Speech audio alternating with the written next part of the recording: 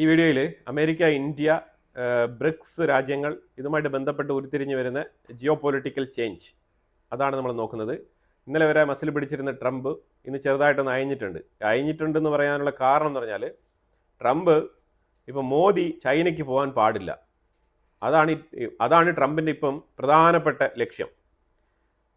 അപ്പോൾ പല രീതിയിലും ഇന്ത്യ വളരെയധികം നിർണായകമായിട്ടുള്ള ഒരു സ്ട്രാറ്റജിക്കൽ പാർട്ട്ണറാണ് അമേരിക്കയെ സംബന്ധിച്ചിടത്തോളം. പക്ഷേ അമേരിക്കയ്ക്കാണെങ്കിൽ അതിനെക്കുറിച്ച് യാതൊരു ധാരണയില്ല, പ്രത്യേകിച്ച് ട്രംപിന് ഒരു ധാരണയില്ലായിരുന്നു. പക്ഷേ ഈ അമേരിക്കയ്ക്ക് ശരിക്കും ഒരു പാഠം തന്നെ പഠിപ്പിച്ചിരിക്കുകയാണ് ഇന്ത്യക്കുള്ളിൽ പല രീതിയിലുള്ള താരിഫ് കൊണ്ട് നമുക്ക് ഇന്ന നഷ്ടമുണ്ടാവും അന്ന നഷ്ടമുണ്ടാവും എന്നുള്ള രീതിയിലുള്ള പല വീഡിയോകൾ ഇപ്പോൾ പുറത്തു വരുന്നുണ്ട്. ഈ താരിഫ് പ്രഖ്യാപിച്ച ദിവസം മുതൽ നമ്മളുടെ ചാനലിൽ നമ്മൾ പറഞ്ഞിട്ടുണ്ട് എന്താണ് ഈ താരിഫ് കൊണ്ട് ഉണ്ടാകാമോ എന്ന പ്രത്യാഘാതങ്ങൾ എന്നുള്ളതിനെ കുറിച്ചുള്ള ഡീറ്റെയിൽ ആയിട്ടുള്ള വീഡിയോ നമ്മൾ തുടരെ പല വീഡിയോകളും നമ്മൾ സംസാരിച്ചിട്ടുണ്ട്. അപ്പോൾ അതുകൊണ്ട് നമ്മുടെ പ്രേക്ഷകർക്ക്, നമ്മളുടെ സ്ഥിരം പ്രേക്ഷകർക്ക് താരിഫിനെ കുറിച്ച് വളരെ വ്യക്തമായിട്ടുള്ള ഐഡിയ ഉണ്ടാവും എന്താണ് ഇതിനെക്കുറിച്ചുള്ള ബാക്ക് ആൻഡ് ഫോർത്ത് എന്നുള്ളത്. നമ്മൾ നോക്കുന്നത് തികച്ചും വ്യത്യസ്തമായ രീതിയിൽ അമേരിക്കയെ കൗണ്ടർ ചെയ്യാൻ ഇന്ത്യ എടുക്കുന്ന ചില നടപടിക്രമങ്ങൾ, അതിലൊരു നിർണായകമായിട്ടുള്ള തീരുമാനം ഇന്ത്യ എടുത്തിട്ടുണ്ട്. ഇന്ത്യയെ ഒരിക്കലും ഒരു രാജ്യങ്ങളും തള്ളി പറയാൻ പറ്റില്ല. അതിന് ഒരുപാട് കാരണങ്ങളുണ്ട്. ഒന്ന്, റഷ്യ ഇന്ത്യയെ ഏറ്റവും കൂടുതൽ ഇപ്പം ചേർത്ത് നിർത്തുന്നു എന്ന് പറഞ്ഞു കഴിഞ്ഞാൽ ഇന്ത്യ എപ്പോഴും റഷ്യയെ ചേർത്ത് തന്നെയാണ് നിർത്തിയിരിക്കുന്നത്. പക്ഷേ അത് ഇപ്പോൾ ഓപ്പൺ ആയിട്ട് കാണിക്കുന്നുണ്ട്, അത്രേ ഉള്ളൂ.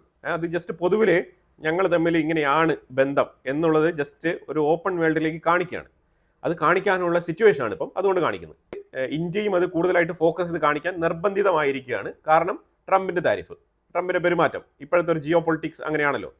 അപ്പോൾ അത് വെച്ച് നോക്കുമ്പോഴത്തേക്കും ബ്രിക്സിലുള്ള മറ്റുള്ള ഇതര രാജ്യങ്ങളെല്ലാം തന്നെ വളരെ എഫക്റ്റീവായിട്ട് ഒരുമിച്ച് നിന്നുകൊണ്ട് അമേരിക്കയ്ക്കെതിരെ, അമേരിക്കയുടെ ട്രംപിൻ്റെ ഈ ഒരു താരിഫ് പ്രഖ്യാപിച്ചുകൊണ്ട് മുന്നോട്ട് വരുന്ന ധാർഷ്ട്യത്തിനെതിരെ ഒരുമിച്ച് നിൽക്കാം എന്നുള്ള രീതിയിലുള്ള തീരുമാനങ്ങളാണ് എടുത്തിരിക്കുന്നത്. ഇതും നമ്മൾ ബ്രിക്സുമായിട്ട് ബന്ധപ്പെട്ട് കാര്യങ്ങളൊക്കെ ഡെവലപ്പായി വരുന്നു എന്നുള്ള ഈ ഒരു സാഹചര്യത്തിൽ ബ്രിക്സിൽ 3 രാജ്യങ്ങൾക്ക് വളരെ ഇമ്പോർട്ടൻസ് ഉണ്ട്. അതൊന്ന് ഇന്ത്യ, റഷ്യ, ചൈന, ഈ 3 രാജ്യങ്ങളാണ്. കാരണം ഇന്ത്യ എന്ന് പറഞ്ഞാൽ വലിയൊരു മാർക്കറ്റാണ്. ഇന്ന് ലോകത്ത് എവിടെയും തന്നെ നിങ്ങൾക്ക് കാണാൻ കഴിയാത്ത രീതിയിലുള്ള ഒരു മാർക്കറ്റാണ് ഇന്ത്യ.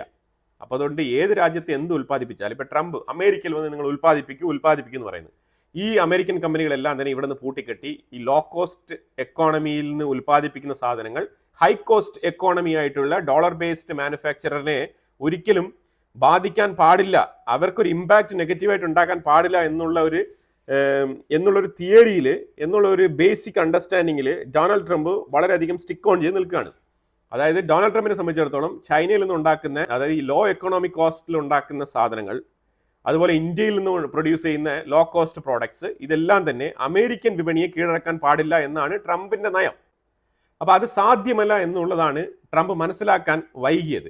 കാരണം അമേരിക്കൻ കമ്പനികൾക്ക് തന്നെ അത് താല്പര്യമില്ല. കാരണം അമേരിക്കൻ കമ്പനികൾക്ക് എന്തിനാണ് കൂടുതൽ പൈസ മുടക്കി നമ്മൾ ഇതിനകത്ത് അമേരിക്കയ്ക്ക് ഉള്ളിലുള്ള മാർക്കറ്റ് മാത്രമാണ് ഇവർ എയിം ചെയ്യുന്നുണ്ടെങ്കിൽ, അമേരിക്കൻ കമ്പനികൾക്ക് പലർക്കും അമേരിക്കയുടെ ഉള്ളിൽ മാനുഫാക്ചറിങ് യൂണിറ്റുകളുണ്ട്. പക്ഷേ ഇവർ വെളിയിലുള്ള മാനുഫാക്ചറിങ് യൂണിറ്റുകളെയാണ് ഇവർ ഏറ്റവും കൂടുതൽ പ്രോത്സാഹിപ്പിക്കുന്നത്. അതിൻ്റെ കാരണം അവരുടെ പ്രൊഡക്ഷൻ കോസ്റ്റ് ഏറ്റവും കുറവാകുന്നു എന്നുള്ളതാണ്. അതായത് ഏറ്റവും കുറഞ്ഞ പ്രോഡക്റ്റ് കോസ്റ്റ്, ഇപ്പോൾ ഇന്ത്യയിൽ ഫോർ എക്സാമ്പിൾ ആപ്പിൾ മാനുഫാക്ചറിങ് ചെയ്യുന്ന വെച്ചോ, ഇല്ലെങ്കിൽ ആപ്പിൾ അസംബിൾ ചെയ്യുന്ന വെച്ചോ, അപ്പോൾ ഇവിടെ അസംബിൾ ചെയ്യുന്ന സാധനം അമേരിക്കയിലും വിൽക്കാം. അതേസമയം ലോകത്ത് മറ്റുള്ള എല്ലാ രാജ്യങ്ങളെയും കവർ ചെയ്ത് നിങ്ങൾക്ക് കയറ്റുമതി ചെയ്യുകയും ചെയ്യാം. അപ്പോൾ അതെല്ലാം തന്നെ ഈ ഒരു ലോ കോസ്റ്റ് മാനുഫാക്ചറിങ്ങിൽ കമ്പനിക്ക് വളരെ ലാഭകരമായിട്ട് ഈ ബിസിനസ് നടത്തിക്കൊണ്ട് പോകാൻ പറ്റും.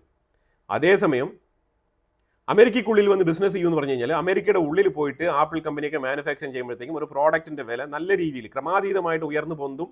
അത് മറ്റുള്ള ഇപ്പോൾ ചൈനയുടെ മൊബൈൽ ഫോണുകളുമായിട്ടോ, ഇന്ത്യയിൽ ഉൽപ്പാദിപ്പിക്കുന്ന മൊബൈൽ ഫോണുകളുമായിട്ടോ, മറ്റുള്ള ഇതര കമ്പനികളുമായിട്ടൊക്കെ കോമ്പീറ്റ് ചെയ്യാൻ പറ്റില്ല. ഒരുപാട്, അതായത് അതിൻ്റെ പ്രൈസ് നല്ല രീതിയിൽ ക്രമാതീതമായിട്ടുള്ള വർധനമായിരിക്കും പ്രൈസിലുണ്ടാവുക. അപ്പോൾ അത് വെച്ചിട്ട് ഗ്ലോബൽ മാർക്കറ്റ് കീഴടക്കാൻ കഴിയില്ല. ആ യാഥാർത്ഥ്യം മറന്നുകൊണ്ടാണ് ട്രംപ് ഈ പ്രവൃത്തിയൊക്കെ ചെയ്യുന്നത്. ഇപ്പോൾ അമേരിക്കൻ കമ്പനി ഇന്ത്യയിൽ നിന്നും പൈസ ഉണ്ടാക്കുന്നെങ്കിലും അതിൻ്റെ നല്ലൊരു ശതമാനം അമേരിക്കൻ പൗരൻ തന്നെയാണ് ആ കമ്പനി നടത്തുന്നത്. അതിൻ്റെ ഓണർ അമേരിക്കനാണ്. ആ ഒരു ഇൻകം പോകുന്നത് അമേരിക്കയ്ക്ക് തന്നെയാണ്. നമുക്ക് ഇന്ത്യൻ കമ്പനിയുമായിട്ട് ഏതെങ്കിലും പാർട്ട്ണർഷിപ്പ് അവർ വെച്ചിട്ടുണ്ടെങ്കിൽ അവരുടെ ഡിവിഡൻഡ് കിട്ടും. അതുപോലെ തന്നെ ഇന്ത്യക്കുള്ളിൽ അവർ പേ ചെയ്യേണ്ട നിയമപരമായിട്ടുള്ള ടാക്സ് അത് അവർ പേ ചെയ്യും. ഇതായിരിക്കും ഇന്ത്യക്ക് കിട്ടാൻ പോകുന്നത്. പിന്നെ ഇന്ത്യ ഇതിനകത്ത് ഏറ്റവും കൂടുതൽ ലക്ഷ്യമിടുന്നത്, ആ കമ്പനി ഇന്ത്യക്കുള്ളിൽ പ്രവർത്തിക്കുമ്പോൾ ഇന്ത്യക്കാരായിട്ടുള്ള കുറേ ആൾക്കാർക്ക് ജോലി കിട്ടും. കുറച്ച് ടെക്നീഷ്യൻസ്, എഞ്ചിനീയേഴ്സ്, കുറേ ഡിസൈനേഴ്സ്, പിന്നെ അതുപോലെ തന്നെ ഹെൽപ്പർ കാറ്റഗറി, അതായത് A to Z ഉള്ള കാറ്റഗറിയിലുള്ള എംപ്ലോയ്മെൻറ്റ് ഇന്ത്യക്കുള്ളിൽ ജനറേറ്റ് ആവും. ഇതാണ് ഇന്ത്യ ലക്ഷ്യമിടുന്നത്. അപ്പം ഇത് വളരെ വ്യക്തമായിട്ട് മനസ്സിലാക്കിക്കൊണ്ടാണ് ട്രംപ് ഈ ഒരു ചെറിയ ലാഭത്തിന് വേണ്ടിയിട്ടാണ് ട്രംപ് കിടന്ന് പ്രയത്നിക്കുന്നത്. പക്ഷേ അത് വളരെ ഫൂളിഷ് ആയിട്ടുള്ളൊരു ഐഡിയ ആണ്. ശരിക്കും പറഞ്ഞാൽ ലോങ് റണ്ണിൽ നോക്കിക്കഴിഞ്ഞാൽ അമേരിക്കൻ കമ്പനി എവിടെ പ്രവർത്തിച്ചാലും അമേരിക്കയ്ക്ക് ഗുണപരം തന്നെയാണ്. ആപ്പിൾ ഇപ്പോൾ ഇന്ത്യയിലായിക്കോട്ടെ, ആപ്പിൾ അമേരിക്കയിലായിക്കോട്ടെ, ആപ്പിൾ സൗത്ത് ആഫ്രിക്കയിലായിക്കോട്ടെ, ആപ്പിൾ ചൈനയിലായിക്കോട്ടെ, ഇതെല്ലാം കൂടി ചേർന്നിട്ട് ഒരു യൂണിഫൈഡ് ആയിട്ടുള്ള ഒരു സ്റ്റോക്ക് ഇതിൻ്റെ പേരിൽ ന്യൂയോർക്ക് നാസ്ഡാക്കിൽ ഓപ്പൺ ചെയ്ത് കഴിഞ്ഞാൽ അവിടെ ഇൻവെസ്റ്റ്മെന്റ് വരത്തില്ലേ? ഇതേപോലെ പല പല സ്റ്റോക്കുകളിലേക്കാണ് ഇന്ന് ലോകം മാറിയിരിക്കുകയാണ്. അതിനെക്കുറിച്ചുള്ള ചിന്താഗതിയാണ് വേണ്ടത്. എനിവേ, അത് ആ രീതിയിലല്ല നമ്മൾ പോകുന്നത്. ഇപ്പോൾ ഇന്ത്യ ചെയ്ത പ്രധാനപ്പെട്ട പരിപാടി എന്താണെന്ന് പറഞ്ഞാൽ അമേരിക്കയ്ക്ക് കൊടുത്തിരിക്കുന്ന തിരിച്ചടി വേറെ ഒന്നുമില്ല. അജിത് ഡോവൽ റഷ്യ സന്ദർശിച്ച സമയത്ത് നരേന്ദ്രമോദി പുടിനുമായിട്ട് ടെലിഫോൺ കോൺവെർസേഷൻ നടത്തുകയും, അതായത് അമേരിക്കൻ പ്രസിഡന്റ് പുടിനെ ഡയറക്റ്റായിട്ട് കണ്ട് സംസാരിക്കാനിരിക്കുന്ന ഒരു സാഹചര്യത്തിലാണ് ഈ ഒരു ഫോൺ കോൾ നടന്നിരിക്കുന്നത്. അതിന് തൊട്ട് മുമ്പായിട്ട് ഇപ്പം നെക്സ്റ്റ് വീക്ക് ട്രംപും പുടിനും സംസാരിക്കാൻ പോകുന്നു, മീറ്റ് ചെയ്യാൻ പോകുന്നെങ്കിൽ ഈ ആഴ്ചയാണ് ഇപ്പോൾ ഈ ഒരു മീറ്റിംഗ് നടന്നിരിക്കുന്നത്, ടെലിഫോൺ കോൺവെർസേഷൻ. ഷീ ജിങ് പിങ്ങുമായിട്ടും പുടിൻ സംസാരിച്ചിട്ടുണ്ട്. അതുപോലെ സൗത്ത് ആഫ്രിക്കയിൽ നിന്ന് റാമഫോസയെ വിളിച്ചു വരുത്തി. ഇന്നലെ റാമഫോസ റഷ്യയിലുണ്ടായിരുന്നു, മോസ്കോയിൽ. അതിന് തൊട്ട് തലേ ദിവസം UAE പ്രസിഡന്റ് അവിടെ ഉണ്ടായിരുന്നു. അപ്പോൾ ബ്രിക്സുമായിട്ട് ബന്ധപ്പെട്ട നിർണായകമായിട്ടുള്ള സഖ്യരാഷ്ട്രങ്ങളെല്ലാം വിളിച്ചു വരുത്തി ഒരു തീരുമാനത്തിൽ എത്തിയിരിക്കുകയാണ് റഷ്യ. പുടിൻ ഈ ഒരു സംഭവം ആഘോഷമായിട്ട് തന്നെ എടുത്തിട്ടുണ്ട്. കാരണം ബ്രിക്സുമായിട്ട് ബന്ധപ്പെട്ട് ഇച്ചിരി പിൻവലിഞ്ഞു നിന്നത് ഇന്ത്യയാണ്. ഇന്ത്യ ഗ്രീൻ സൈൻ കാണിച്ച സ്ഥിതിക്ക് ശക്തമായ രീതിയിൽ ഈ സംഘടന മുന്നോട്ട് പോവുകയാണെന്നുള്ളതാണ് മനസ്സിലാക്കാൻ പറ്റുന്നത്. ഇതിനകത്ത് പല വാർത്തകളും രാവിലെ ഇന്ത്യ ഇടപെട്ടുകൊണ്ട് ഉക്രൈൻ യുദ്ധം അവസാനിപ്പിക്കാൻ വേണ്ടിയിട്ട് പുടിൻ്റെ അടുത്ത് സംസാരിച്ചതായിട്ടുള്ള അവരുടെ സ്വന്തം തോന്നലുകളൊക്കെ ഇങ്ങനെ കെട്ടിച്ചമച്ച് വാർത്തയായിട്ട് പുറത്തു വിടുകയാണ്. അങ്ങനെ ഒരു സംഭവം സംഭവിച്ചിട്ടില്ല. ശരിക്കും ഇന്ത്യ പറഞ്ഞിരിക്കുന്നത് റഷ്യ ഉക്രൈൻ യുദ്ധവുമായിട്ട് ബന്ധപ്പെട്ടുള്ള ഡെവലപ്മെന്റ്സ്, ആ ഡെവലപ്മെന്റ്സ് വളരെ പ്രോഗ്രസീവ് ആണെന്നാണ് ഇന്ത്യ പുടിൻ്റെ അടുത്ത് ധരിപ്പിച്ചത്. പിന്നെ ഉക്രൈനെ സംബന്ധിച്ചിടത്തോളം വ്ളാഡിമിർ സെലൻസ്കി ട്രംപിന്റെ ഈ ഒരു രണ്ടാം തവണ കിട്ടുന്ന ഒരു ബീട്രയൽ, അതായത് വീണ്ടും തിരിച്ചടി ട്രംപിന്റെ അടുത്ത് നിന്ന് സെലൻസ്കിക്ക് കിട്ടുകയാണ്. അതായത് സെലൻസ്കിയെ ഒഴിവാക്കിക്കൊണ്ട് വീണ്ടും പുടിനുമായിട്ട് ട്രംപ് നടത്താൻ പോകുന്ന ചർച്ച, ഇതിൽ തന്നെ ഏകദേശം സെലൻസ്കി പല രീതിയിലുള്ള ഡിസപ്പോയിൻമെന്റിലൂടെ കടന്നു പോവാണ്. സെലൻസ്കിക്ക് ഇന്റർണലി ഭയങ്കരമായിട്ടുള്ള പ്രഷറുണ്ട്.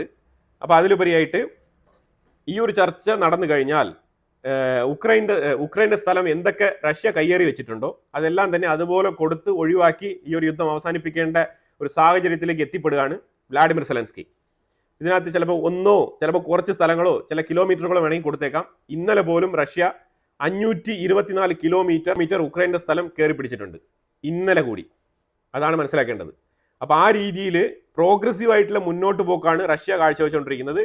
ഉക്രൈൻ ഡെഫിനറ്റ്ലി ഡ്രോൺ അറ്റാക്കുകൾ ചില സെലക്റ്റീവ് ആയിട്ടുള്ള മേഖലകളിൽ പ്രിസൈസ് അറ്റാക്കായിട്ടൊക്കെ നടത്തുന്നുണ്ട്. പക്ഷേ അത് പോരാ, അതാണ് മനസ്സിലാക്കേണ്ടത്. അപ്പോൾ ഈ രീതിയിൽ ഡൊണാൾഡ് ട്രംപ് തിരിഞ്ഞു കളിക്കുമ്പോൾ ഉക്രൈൻ്റെ ഹോപ്പ് നഷ്ടപ്പെടുന്ന അവസ്ഥയാണ് ഇവിടെ സംഭവിച്ചിരിക്കുന്നത്. അതിലുപരിയായിട്ട് ഇന്ത്യ എന്താണ് ചെയ്തത്? ട്രംപ് എന്താണ് ലക്ഷ്യമിടുന്നത്? ട്രംപ് എങ്ങനെയെങ്കിലും റഷ്യയെ കൺവിൻസ് ചെയ്ത് റഷ്യയുമായിട്ട് ബന്ധപ്പെട്ട റെയർ എർത്ത് എലമെന്റ്സുമായിട്ടുള്ള ഡീൽ ഉറപ്പിക്കണം. ഉക്രൈൻ്റെ ഡീൽ ഓൾറെഡി ഉറപ്പിച്ചു കഴിഞ്ഞു. അപ്പോൾ റഷ്യയുമായിട്ടുള്ള ഡീലും കൂടെ ഉറപ്പിച്ചു കഴിഞ്ഞാൽ നമ്മളൊരു പരിധി വരെ ട്രംപ് വിചാരിച്ച കാര്യങ്ങൾ നടന്നു എന്നുള്ള രീതിയിൽ സക്സസ്ഫുള്ളി അയാൾക്ക് US ഉള്ളിൽ ഒന്ന് തിളങ്ങി നിൽക്കാം. ആ സാഹചര്യത്തിനാണ് ഇന്ത്യ അവിടെ ഒരു കെണി ഒരുക്കുന്നത്. ഇന്ത്യ ഒരുക്കുന്ന കെണി പുടിനുമായിട്ട് സംസാരിച്ചത് വേറെ ഒന്നുമല്ല, റെയർ എർത്ത് എലമെന്റ്സുമായിട്ട് ബന്ധപ്പെട്ട കരാർ, അതായത് നിർണായകമായിട്ട് US കൊടുക്കാനിരിക്കുന്ന കരാർ. അത് നിർണായകമായിട്ട് US റഷ്യ ചേർന്ന് പ്രവർത്തിച്ച് റഷ്യക്കുള്ളിൽ പല റിസർച്ച് ആൻഡ് അനാലിസിസുകൾ ചെയ്യുകയും അതുപോലെ തന്നെ റെയർ എർത്ത് എലമെന്റ്സുമായിട്ട് ബന്ധപ്പെട്ട വിഷയത്തിൽ ഖനനം നടത്തുകയുമായിട്ടുള്ള പ്രവൃത്തികളിൽ പ്രോജക്റ്റുകളിൽ ഏർപ്പെടാൻ വേണ്ടിയിട്ട് തയ്യാറായിരുന്ന റഷ്യയെ നേരെ ഇന്ത്യൻ സൈഡിലേക്ക് വലിക്കുകയാണ്. ഇന്ത്യ തയ്യാറാണ്, ഇന്ത്യ ഫണ്ട് ചെയ്യാം. റഷ്യയും ഇന്ത്യയും കൂടെ ഒരുമിച്ച് ചേർന്ന് റെയർ എർത്ത് എലമെന്റ്സുമായിട്ട് ബന്ധപ്പെട്ട വിഷയത്തിൽ റിസർച്ച് നടത്താം എന്ന് പറഞ്ഞിട്ടുണ്ട്. അതിലുപരിയായിട്ട് ഇതുമായിട്ട് ബേസിക് ആയിട്ടുള്ള ഡ്രാഫ്റ്റ് ഡോക്യുമെന്റ് തയ്യാറാക്കിയിട്ടുണ്ട്. അജിത് ഡോവൽ പ്രധാനമായിട്ട് മുന്നോട്ട് വെച്ച കാര്യങ്ങൾ രണ്ടാണ്. ഒന്ന്, പുടിനെ ഇന്ത്യയിലേക്ക് ക്ഷണിക്കുന്നതുമായിട്ട് ബന്ധപ്പെട്ട് പുടിൻ ഇന്ത്യയിലേക്ക് വിസിറ്റ് ചെയ്യുമ്പോഴത്തേക്കും സെക്യൂരിറ്റി മെഷേഴ്സ് ഏതൊക്കെ രീതിയിൽ ഉറപ്പുവരുത്തണം എന്നുള്ള രീതിയിലുള്ള ഡിസ്കഷനാണ് പ്രാഥമികമായിട്ട് അജിത് ഡോവൽ മുന്നോട്ട് വെച്ചത്. രണ്ടാമത് ഫോറിൻ മിനിസ്ട്രിക്ക് വേണ്ടിയിട്ട് സ്പെഷ്യൽ റിക്വസ്റ്റ് മാനിച്ച് ഇടപെട്ട വിഷയമാണ് റെയർ എർത്ത് എലമെന്റ്സുമായിട്ട് ബന്ധപ്പെട്ട കരാറുകൾ.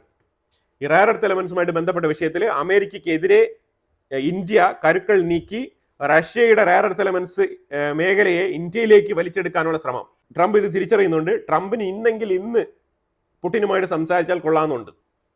മീറ്റിംഗ് എത്രത്തോളം ഫാസ്റ്റ് ആയിട്ട് വെക്കാൻ പറ്റുന്നു അത്രത്തോളം നല്ലതെന്ന് ട്രംപ് ചിന്തിക്കുകയാണ്. കാരണം റെയർ എർത്ത് എലമെന്റ്സുമായിട്ട് ബന്ധപ്പെട്ട വിഷയം കൈവിട്ടു പോകും. ഇന്ത്യ പുറകിൽ കൂടെ പണിയുന്നുണ്ട് എന്നുള്ളത് വളരെ വ്യക്തമായിട്ട് ട്രംപ് മനസ്സിലാക്കിയിട്ടുണ്ട്. ഇതാണ് ഇന്ത്യയുടെ ഡിപ്ലോമസി എന്ന് പറയുന്നത്. ഇവിടെയാണ് ഇന്ത്യ വളരെ സ്ട്രാറ്റജിക്കലി ഒരു അപ്പർ ഹാൻഡ് എടുത്തിരിക്കുന്നത്. തീർച്ചയായിട്ടും ട്രംപ് മുട്ടുമടക്കി ഇന്ത്യയുമായിട്ട് മുന്നോട്ട് വരിക തന്നെ ചെയ്യും. ഇപ്പോൾ തന്നെ ഇച്ചിരി മയപ്പെട്ട സ്റ്റേറ്റ്മെന്റുകളൊക്കെ പുറത്തുവിട്ട് തുടങ്ങിയിട്ടുണ്ട് ട്രംപ്. ഇനി ട്രംപിന്റെ ട്രൂത്ത് സോഷ്യൽ മീഡിയ പോസ്റ്റിലൂടെ പല രീതിയിലുള്ള അനുനയിപ്പിക്കൽ ട്വീറ്റുകളൊക്കെ എനിക്ക് കാണാൻ കഴിയും. ജസ്റ്റ് വെയിറ്റ് ആൻഡ് സീ, അത് മാത്രമേ പറയാനുള്ളൂ. നിർണായകമായിട്ടുള്ള ഒരു തീരുമാനം, അതായത് വളരെ വളരെ സ്ട്രാറ്റജിക് ആയിട്ടുള്ള ഒരു മൂവ് ആണ് ഇന്ത്യ നടത്തിയത്. അതാണ് നമ്മൾ മനസ്സിലാക്കേണ്ടത്. ഇതിലുപരിയായിട്ട് ഇന്ത്യ ഒരു രീതിയിലുള്ള ഡിഫൻസ് കരാറും അമേരിക്കയുമായിട്ട് റദ്ദാക്കിയിട്ടില്ല. രാജ്നാഥ് സിംഗ് അമേരിക്കയ്ക്ക് പോകാനുണ്ടായിരുന്നു, ആ ഒരു ട്രിപ്പ് ക്യാൻസൽ ആക്കിയിട്ടുണ്ട്. അതൊക്കെ അമേരിക്കയുമായിട്ട് സ്ട്രാറ്റജിക്കലി നമ്മൾ നെഗോസിയേഷൻ്റെ ഭാഗമായിട്ട് എടുക്കുന്ന ചില തീരുമാനങ്ങളാണ്. അതിലുപരിയായിട്ട് നമ്മൾ ഡിഫൻസുമായിട്ട് ബന്ധപ്പെട്ട കരാറുകൾ മൊത്തം ക്യാൻസൽ ചെയ്തു എന്നല്ല അതിൻ്റെ അർത്ഥം. അങ്ങനെയൊക്കെ വാർത്തകൾ വരുന്നുണ്ട് കേട്ടോ. അപ്പോൾ അതുകൊണ്ടാണ് ഞാൻ ഇത് എടുത്ത് പറയാനുള്ള കാര്യം. അതിലുപരിയായിട്ട് 6 എയർക്രാഫ്റ്റുകൾ ഓർഡർ നമ്മൾ ക്യാൻസൽ ആക്കിയിട്ടുണ്ട്. അതും സ്ട്രാറ്റജിക് ആയിട്ടുള്ള നെഗോസിയേഷൻ്റെ ഭാഗമായിട്ടാണ്. കാരണം അത് ഇന്ത്യൻ ഗവൺമെന്റിന്റെ കീഴിൽ ഡയറക്റ്റ് ആയിട്ട് ഇന്ത്യൻ ഗവൺമെന്റ് ഓർഡർ ചെയ്തതാണ്. അത് ഏത് നേരത്തും നിർത്താനും അത് മുന്നോട്ട് കൊണ്ടുപോകാനുമുള്ള ആ റൈറ്റ് ഇന്ത്യൻ ഗവൺമെന്റിന്റെ അഥവാ ഡിഫൻസ് മിനിസ്റ്ററുടെ കയ്യിലുണ്ട്.